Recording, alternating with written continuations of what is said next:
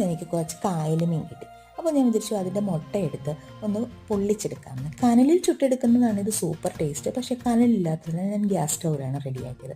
അതിനായിട്ട് കുറച്ച് ചുവന്നുള്ളി, ഇഞ്ചി, വെളുത്തുള്ളി, പച്ചമുളക്, അല്പം നാരങ്ങാനീര്, അല്പം തേങ്ങ, എല്ലാം കൂടി പുരട്ടി വെച്ചിരിക്കുന്ന മീൻ മുട്ടയിലേക്ക് മിക്സ് ചെയ്ത് കൊടുക്കാം. മീൻ മുട്ടയിൽ ഞാൻ അല്പം മുളക് പൊടിയും മഞ്ഞൾപ്പൊടിയും ഉപ്പും പുരട്ടി വെച്ചിട്ടുണ്ടായിരുന്നു.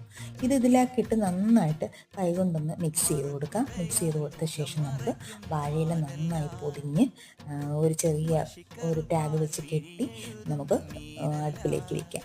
ഒരു ചെറിയ ചട്ടിയിൽ ഒരല്പം വെളിച്ചെണ്ണ തൂകി, അടിക്ക് പിടിക്കായിരിക്കും ഒരല്പം വെളിച്ചെണ്ണ തൂകി ഞാൻ അതിലേക്കാണ് ഇട്ട് കൊടുക്കുന്നത്.